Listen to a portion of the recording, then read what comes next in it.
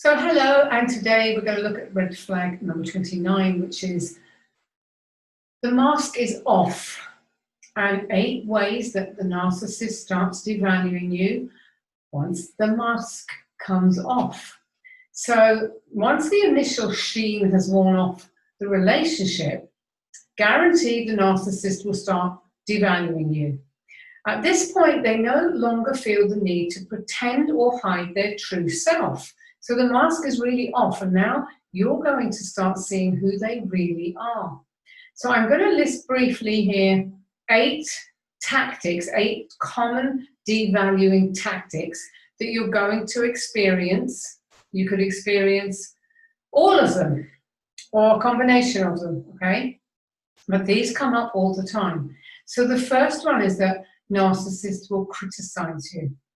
They will criticize your clothes, the way you walk, talk, eat, cook, keep house, think. Absolutely nothing about you is okay anymore at this stage. They'll find fault with absolutely everything they can about you, which isn't nice, okay? The next one they'll do is they'll discredit you. Nothing you've achieved will be of any value. So they'll constantly play up their achievements and they'll play yours down. And nothing you've achieved has any value in their eyes, but they'll constantly play up all their achievements as if they're the best thing since sliced bread. No matter what you do, it's never going to match up. Now, the third thing they will do is belittle you. They'll make you feel small and inferior and worthless by doing things like ignoring anything you say, or rolling their eyes, or butting in with their own glory story when you're talking, because clearly whatever you have to say is of no interest to them. It's really rude, actually. All of these things are really rude, but hey, we're talking narcissistic devaluing here now, so you've got to expect the worst. So number 4, another thing they'll do to you is they'll mock you or they'll talk down to you. And they just do this by doing their best to make you think that you're stupid and a waste of space. And cerebral narcissists in particular will use their superior intellect to make you feel stupid, because they are by design very, very clever, and they can run rings around you. They can run circles around you with their intellectualizing, and combine that with their ability to word weave. And you've lost the plot, because it's impossible to keep up with them anyway. Don't even try. It's my advice. Another thing they'll do, number 5, is that they'll talk over you. And this will happen whether it's in private, you're in private together, or you're in company. And nothing that you will say will be heard. And they'll always have a bigger, better story to tell. And this can be so embarrassing when you're in company with other people. And, you know, you've probably seen scenes in movies where this happens, and everyone kind of looks like they're going to cringe because it's so uncomfortable to be around a couple who are clearly rubbing each other up the wrong way. What most people don't realize, it's usually one of the people in that couple is in power play, and they are subtly devaluing and discrediting and belittling the person, you know, their other half, by behaving in this type of way. And talking over someone is one way of basically saying, what you have to say is not important. Who wants to hear you? No one wants to hear what you have to say. Everyone wants to hear what I have to say. And narcissists typically love the sound of their own voices, and all that matters to them really is what comes out of their own mouth. Okay. Another thing they'll do, and it's number 6, is they'll bring up intimate or painful personal things that you've shared with them. And, you know, I'll give you an example. There's one client I worked with. She'd shared details with her ex-narc about sexual abuse when she was a child. And he threw this into her face several times over the years of their relationship, even stooping to saying things like, you know, it was your own fault. You clearly asked for it. You know, you've always been a whore at heart. I ask you, this is the kind of thing, and much, much worse, you know, stuff so horrendous I couldn't possibly share it on a video, but, you know, nothing is sacred when it comes to a narcissist, and your secrets are never, ever safe with a narcissist. Another thing they do that is incredibly detrimental to your self-worth and your sense of, you know, who you are is they compare you to others, and it's always negative. And they'll comment on how, you know, how smart or sexy or attractive or gorgeous so-and-so is.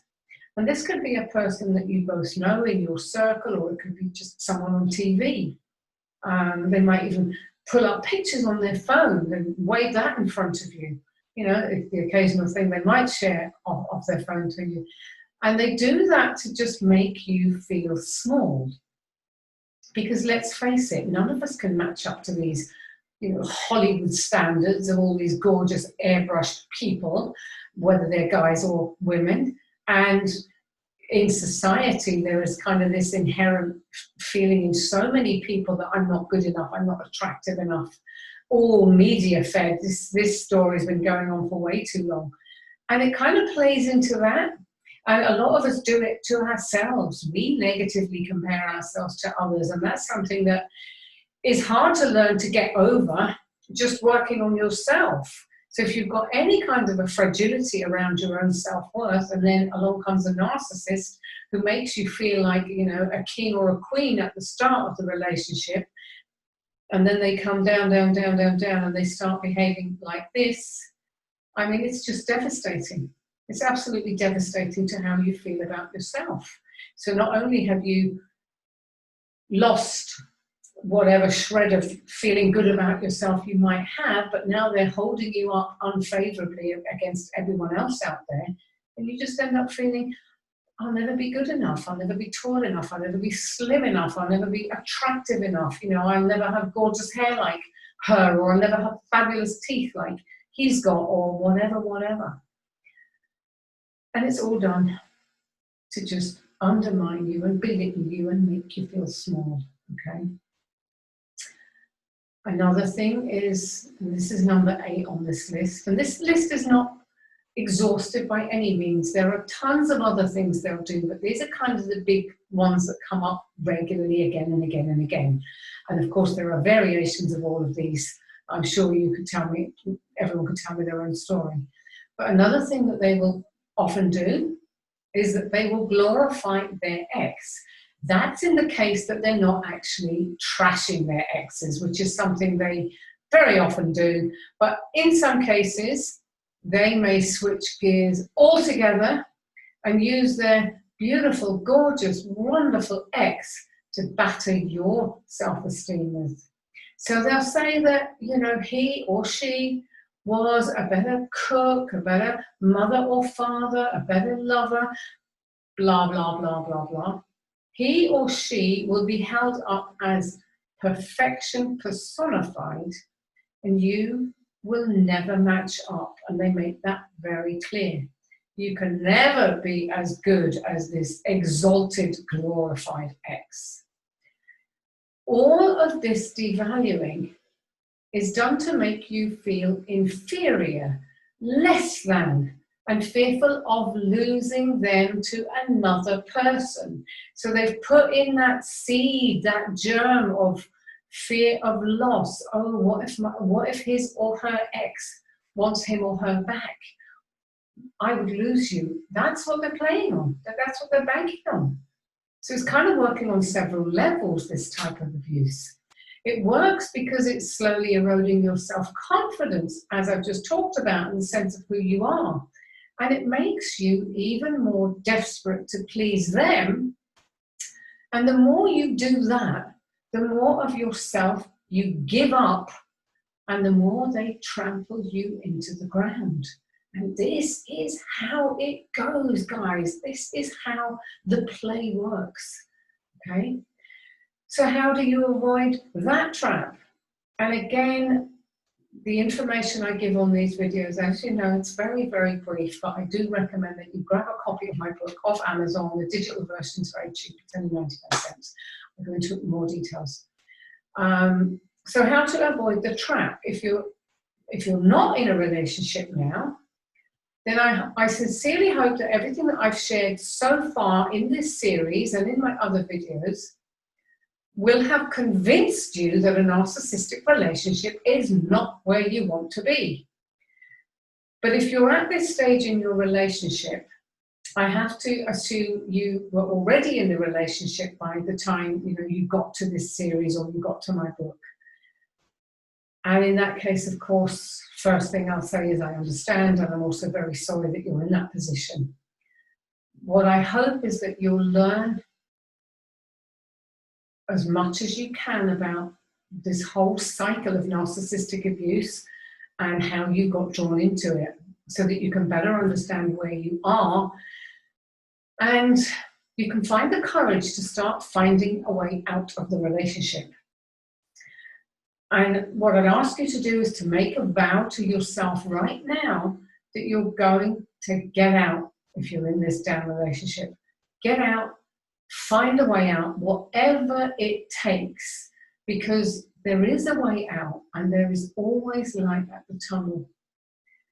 Another thing is absolutely critical, and that's to respect and love yourself enough not to accept this kind of treatment from anyone. Know that you are worthy of love and respect and kindness, and that you do not deserve this crap treatment. I want you to start believing that. If you're watching this now and you're in a terrible place because of a narcissist, I want you to just start believing right now. Make this vow to yourself that you will get out and that you will never accept being treated like a doormat again. So please do that for yourself. Okay, so that is the end of that red flag, and I'll be back again very soon with more red flags for you. Thank you so much for watching. Bye for now.